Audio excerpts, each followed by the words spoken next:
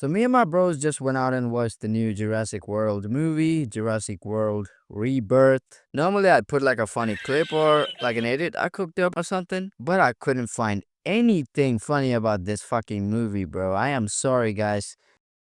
So if you're wondering why the fuck did I even watch this movie, let me give you the prelude to my story real quick. Me and my bros were debating about which movie to go to, F1 or Jurassic World. And that's when my dumbass said, I'm pretty sure F1 is gonna be good, which it was. So let's have fun and watch the funny and bad fucking movie instead. To which everyone agreed to. God, do I regret this. Like I said, I was expecting an entertainingly bad movie, but it was just fucking trash and lazy, even to the fucking theme song. And while we were choosing the movie, Scarlett Johansson was a great plus. I mean, she is Scarlett Johansson. I don't mean this in the wrong way, but she wasn't portrayed as attractive as she actually is. At least she isn't a fucking girl boss, I guess. No, really, I am very glad she wasn't portrayed as a strong, independent, arrogant bitch. Coming to the movie. So, there's the dinosaur island, right? Where they are mixing DNAs and making crossbreed dinosaurs to increase popularity of their fucking theme park. And you know how these movies go. This island has to be overtaken by the fucking dinosaurs. So their pathetic excuse is their entire fucking facility gets overrun by a fucking candy bar, a Snickers candy wrapper, by going into the air vent. Can someone tell me why one air vent failure opens up all the fucking doors in the facility? Is there like a fucking formula or something? Like door plus candy wrapper equals open all door. And for some reason that God only fucking knows, there are two groups and two storylines happening in this movie. Now, the first group, there's this rich, corrupt white guy who wants to make and monopolize medicine made out of dinosaur blood. So he hires a mercenary crew and a fucking dino doctor. And then there's group 2, the family. I don't know what the fuck they were doing at the fucking dinosaur island, but they were there. Now I know, guys, I know not every family has to be entertaining or interesting to look at, but maybe, just maybe, don't put them in the fucking movie when they're not interesting or entertaining to look at. And people at the movies were actually laughing at the shit that this group was doing. Meanwhile, I just stared at the fucking screen with anger and disappointment at the marvelous humor that was happening on screen. What the hell? So here's my first issue. If we ignore the other shit I talked about. Like I said with the fucking candy wrapper, some of the characters were written just to die. And that's okay. That's okay. But they happen in the laziest and most stupidest way possible. These new Dino Park movies have been like those Final Destination movies without their flair.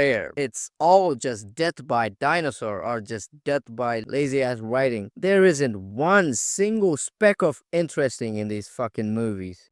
Now, there are three main dinosaurs we need blood from, right? The water type, the land type, and the flying type. So the first dinosaur, the water type one, it just shows up near the boat, gives its blood, and fucking leaves. Like it came to a fucking blood donation camp or something. What the fuck? And then people die, but we don't care about them. Neither does Scarlett, apparently. It seems she doesn't give a fuck her friend is dead. And the land type. This was also easy peasy. I just stand here, you take my blood, okay? And the flying type, there was something there, but still underwhelming, so fuck me, I guess. Actually, if you need shit from the egg, just take the fucking egg and leave, you fucking dumbass. You let other people die because you are an incompetent fucking piece of trash.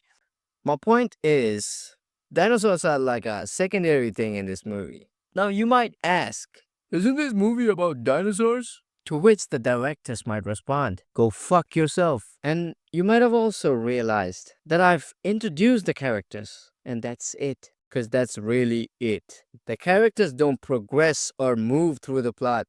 They fucking tumble like a fucking barrel or your grandma down the fucking stairs. Let's talk about predictability. If I were to tell you a bad guy was holding onto a briefcase with all the goods and the shit he has no right to own, and he does it by handcuffing the case to himself, what do you think will happen to him? I'll give you 3 seconds.